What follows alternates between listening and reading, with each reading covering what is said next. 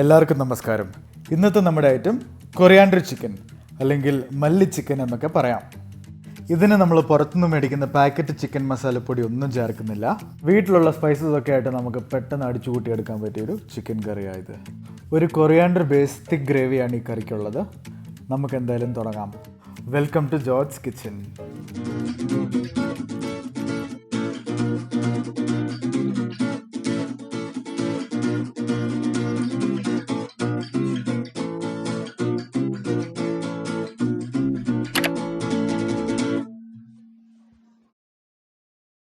ഞാനിവിടെ 1 kilo chicken എടുത്തിട്ടുണ്ട്. 1 kilo ചിക്കന് ഞാനിവിടെ 8 ടേബിൾ സ്പൂൺ കൊറിയാണ്ടർ സീഡ്സ് എടുത്തിട്ടുണ്ട്. ഞാനിതിൽ സീഡായിട്ടാണ് ചേർക്കുന്നത്. സീഡായിട്ട് മിക്സ് ചെയ്ത് പേസ്റ്റ് ആക്കിയാണ് ചേർക്കുന്നത്. മല്ലിപ്പൊടിയായിട്ട് ചേർക്കുന്നില്ല. മഞ്ഞൾപ്പൊടി വേണം, മുളക് പൊടി വേണം, ചെറുനാരങ്ങ ആണെങ്കിൽ 1, വലുതാണെങ്കിൽ ഒരു പകുതി, പച്ചമുളക് ഒരു 6 എണ്ണം, കറിവേപ്പില, ഗരം മസാലപ്പൊടി, 4 സവാള, ഇഞ്ചിയും വെളുത്തുള്ളിയും വേണം, ഒരു അരമുറി തേങ്ങയുടെ പാല് ഞാൻ പിഴിഞ്ഞെടുത്തിട്ടുണ്ട്, 4 ടേബിൾ സ്പൂൺ തൈര്, മല്ലിച്ചപ്പ് ഒരു പിടി. അപ്പോൾ നമുക്ക് ആവശ്യമുള്ള ചേരുവകളൊക്കെ റെഡി ആയിട്ടുണ്ട്. നമുക്ക് തുടങ്ങാം. ആദ്യം നമുക്ക് മസാല പേസ്റ്റ് ചെയ്യാം. അതിനുവേണ്ടി നമ്മൾ എടുത്തു വെച്ചേക്കുന്ന കൊറിയാണ്ടർ സീഡ്സ് ഒരു ബൗളിലേക്ക് മാറ്റി ഇതിലേക്ക് 2 ടീസ്പൂൺ പെരുംജീരകവും 1 ടീസ്പൂൺ ചെറിയ ജീരകവും കൂടി ചേർത്ത് കൊടുക്കാം. ഇനി നമുക്ക് സ്റ്റൗ കത്തിച്ച് ഒരു പാൻ വെച്ച് പാൻ ചൂടാകുമ്പോഴേക്കും ഒരു 3 ടീസ്പൂൺ എണ്ണ ഒഴിച്ചു കൊടുക്കാം. എണ്ണ ചൂടാകുമ്പോൾ നമുക്ക് പെരുംജീരകവും ചെറുജീരകവും കൊറിയാണ്ടർ സീഡ്സും കൂടി ചേർത്ത് കൊടുക്കാം. ഇത് നല്ലപോലെ ഒന്ന് മിക്സ് ചെയ്ത് നമുക്ക് കറിവേപ്പില ചേർത്ത് കൊടുക്കാം.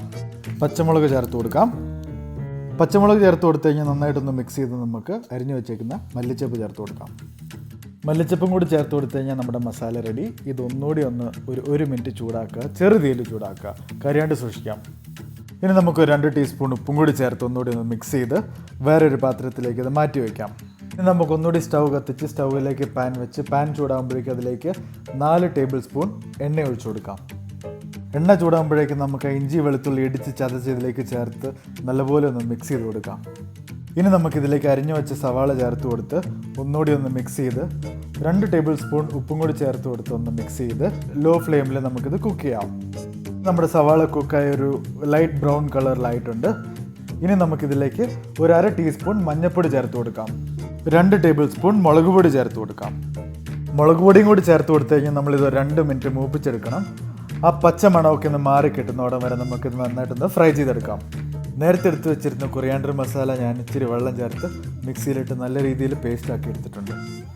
ഈ പേസ്റ്റ് നമുക്ക് പാനിലേക്ക് ചേർത്ത് കൊടുത്ത് നന്നായിട്ടൊന്ന് മിക്സ് ചെയ്ത് കൊടുക്കാം. അങ്ങനെ നമ്മുടെ ഈ മല്ലിക്കോഴിക്കറിയുടെ ഇൻഗ്രീഡിയൻസ് എല്ലാം ചേർത്ത് കഴിഞ്ഞു. നമ്മുടെ മസാല റെഡി ആയിട്ടുണ്ട്. ഇത് നമുക്കൊരു 2-3 മിനിറ്റ് ലോ ഫ്ലെയിമിൽ നല്ലപോലെ ഒന്ന് റോസ്റ്റ് ചെയ്തെടുക്കാം. അതിൻ്റെ വെള്ളമൊക്കെ ഒന്ന് ഇറങ്ങി അതിൻ്റെ എണ്ണ ഒന്ന് തെളിഞ്ഞ് വരുന്നോടെ വരെ നമുക്ക് മിക്സ് ചെയ്ത് കൊടുക്കാം. ഇനി നമുക്ക് ചിക്കൻ പീസസ് ആഡ് ചെയ്ത് കൊടുക്കാം. ചിക്കൻ ആഡ് ചെയ്ത് നന്നായിട്ടൊന്ന് മിക്സ് ചെയ്യാം.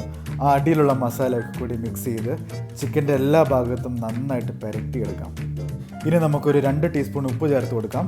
നമ്മൾ നേരത്തെ അരച്ച മസാലയിലും സവാള വഴറ്റിയപ്പോഴൊക്കെ ഉപ്പ് ചേർത്തായിരുന്നു. അതുകൊണ്ട് ഈ ചിക്കൻ ആവശ്യമുള്ള ഉപ്പ് മാത്രം നമുക്കിപ്പോൾ ചേർത്ത് കൊടുക്കാം.